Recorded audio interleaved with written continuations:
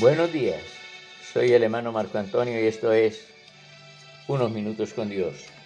En el libro de Zacarías, en el capítulo 12, versículo 10, dice la palabra del Señor: y derramaré sobre la casa de David y sobre los moradores de Jerusalén espíritu de oración. A veces nosotros decimos que las promesas que hay en la Biblia son para nosotros. Entonces, si esta promesa de que Dios derramará espíritu de oración sobre mí, yo le podría cambiar el nombre. Entonces yo podría leer y decir: y derramaré sobre la casa de Marco Antonio y sobre su descendencia espíritu de oración. Y encuentro en la palabra del Señor, allá en el libro de Josué, en el capítulo 9, en el versículo 14, lo que nos dice la palabra. Dice que: y los hombres de Israel tomaron de las provisiones de ellos y no consultaron a Jehová.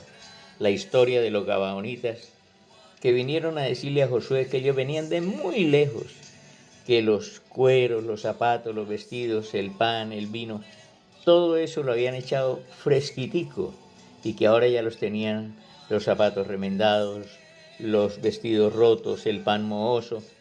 Y ellos le creyeron, hicieron un pacto con ellos, los israelitas, Josué y los líderes de Israel, con los gabaonitas, pero no consultaron a Dios, no le preguntaron a Dios si debían hacer eso o no.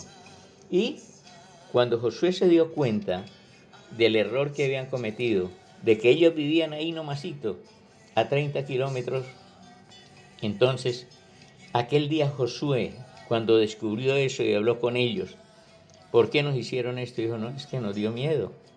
Esa era una ciudad grande, un ejército grande, pero no, nosotros supimos lo que usted le hizo, lo que su Dios le hizo a los egipcios, a Og, rey de Basán, y a otro rey amorreo, y también lo que le hizo a Jericó y a Jai. Entonces tuvimos miedo y preferimos hacer esto.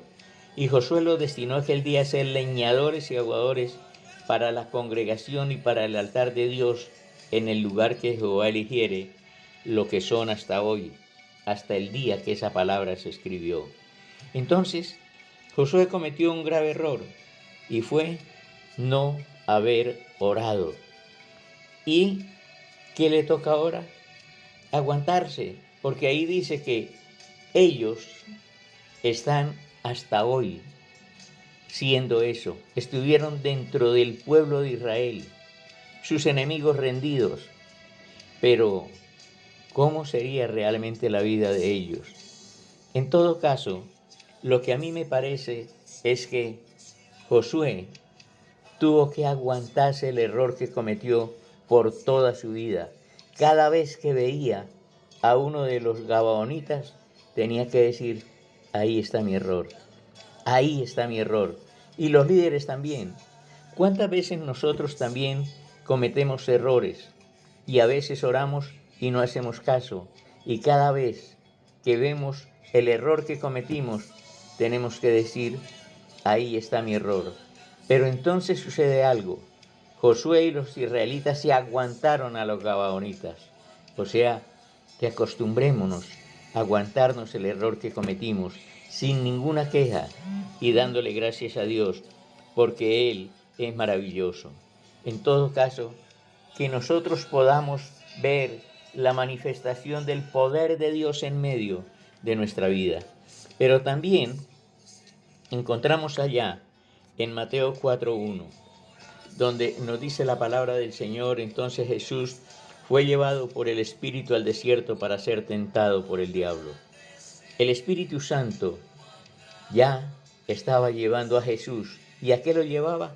A un tiempo de ayuno de 40 días y 40 noches. ¿Y qué más hacía allí? Oraba, adoraba, bendecía al Padre.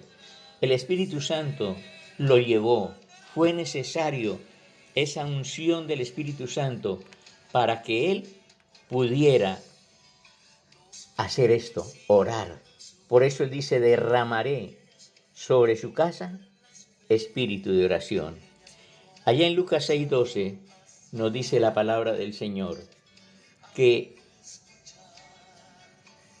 en aquellos días fue al monte a orar y pasó la noche orando a Dios. Estamos hablando de Jesús. Y cuando era de día, llamó a sus discípulos. ¿Quiénes eran los discípulos o qué es un discípulo? Un discípulo es alguien que sigue a alguien y escogió a 12 de ellos, a los cuales también llamó apóstoles. ¿Eso qué quiere decir? Que el apóstol es el que sigue y el que comparte lo que ha aprendido de aquel a quien está siguiendo. Esa es la diferencia entre el discípulo y el apóstol. No sé usted qué será, pero lo que sí debemos saber es que Jesús oró toda la noche. Toda la noche estuvo orando. Cuando Pablo y Silas estaban presos, dice que ellos estaban alabando a Dios, que ellos estaban cantando alabanzas. ¿Y qué pasó? Vino un ángel del Señor y los liberó. ¿Por qué? Porque es que esa es la manera de que nosotros podamos ver la manifestación del poder de Dios. No solamente se puede orar con palabras, también podemos ponerle música a nuestras oraciones. Alguien dijo que que el que cantaba oraba 2 veces. No encuentro dónde diga la palabra eso, pero lo que sí sé es que si usted canta con el corazón, las penas se disipan, las dudas se van, la fortaleza viene a su vida. Por eso la alabanza es tan importante, para que nosotros también estemos pegados a la oración. Es importantísimo que sigamos el ejemplo de Jesús, que estemos en oración, que estemos mirando la maravillosa bendición que nos trae el estar en comunión con el Señor. No es lo mismo ir de cuando en cuando a la presencia del Señor que estar permanentemente en la presencia del Señor, adorándole, vistiéndonos de su gracia, de su amor y de su bondad. Y recuerde esta promesa al Señor. Cuando usted vea que no puede orar, que no es capaz, que ya no da más, que no le salen palabras, que hasta se queda dormido o que está orando y se pone a pensar en otra cosa, entonces dígale: Señor, yo quiero para mí esa promesa, esa que dice que tú derramarás espíritu de oración sobre mi vida, y seguro que Él lo va a hacer. Créalo.